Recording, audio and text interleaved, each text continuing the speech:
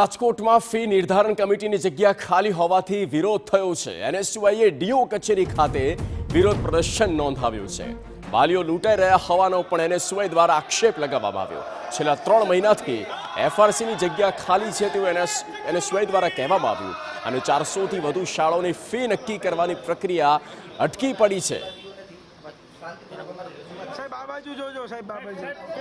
સૌરાષ્ટ્રમાં ફી નિર્ધારણ કમિટીના ચેરમેનની જગ્યા છેલ્લા 3 મહિનાથી ખાલી છે, જેને લઈને એનએસયુઆઈ છે તેમના દ્વારા વિરોધ છે તે કરવામાં આવી રહ્યો છે।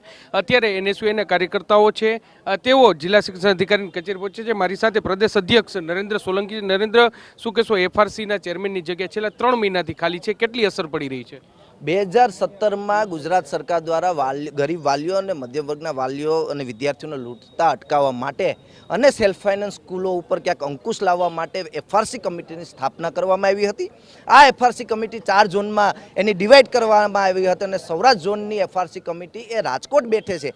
છેલ્લા 3 મહિનાથી એફઆરસી કમિટીના ચેરમેનની નિમણૂક ના થવાના કારણે 400થી 450 સેલ્ફ ફાઇનાન્સ સ્કૂલોની જે ફી છે એ ટલે ચડી છે અને ક્યાંક એમને બાનો મેળ્યો છે। લૂંટવાનું તો ક્યારેય બંધ થયું જ નથી, એફઆરસી કમિટીનો ક્યારેય ડર લાગ્યો જ નથી।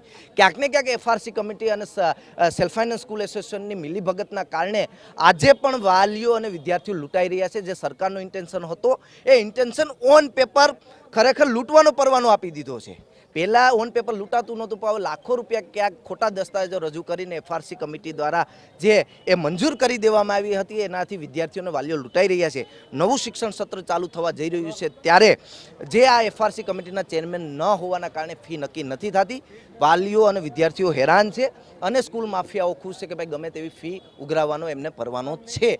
તો અમારી માંગ કરીએ છીએ કે તાત્કાલિક જે 3 મહિનાથી એફઆરસી કમિટીના ચેરમેન નિમણૂક નથી થઈ એ તાત્કાલિક કરવામાં આવે એવી જ એક માંગ છે। જિલ્લા શિક્ષણ અધિકારી સમક્ષ, કારણ કે આ જે ઓથોરિટી છે તો રાજ્ય સરકાર શિક્ષણ વિભાગની ઓથોરિટી છે, જિલ્લા શિક્ષણ અધિકારીને શું રજૂઆત કરશો? ક્યાંક જિલ્લા શિક્ષણ અધિકારી પણ એ કમિટીના સભ્ય માનવામાં આવે છે અને જિલ્લા શિક્ષણ અધિકારી અમે જિલ્લા શિક્ષણ અધિકારી મારફત સરકારને રજૂઆત કરવાના છે કે ભાઈ જિલ્લા શિક્ષણ અધિકારી એ જિલ્લાના એક વડા હોય છે શિક્ષણના, એના અંદરમાં તમામ સ્કૂલો આવતી હોય છે, તો એને પણ ક્યાંક એની પર ફરજ આવતી હોય છે સરકારનું ધ્યાન દોરવાનું। તો આજે અમે જિલ્લા શિક્ષણ અધિકારીને એ જે કમિટી મેમ્બર તરીકે અમે રજૂઆત કરવા આવ્યા છે કે તાત્કાલિક ભાઈ તમે આમાં સરકારને કહી અને એફઆરસી કમિટીના ચેરમેનની નિમણૂક કરો।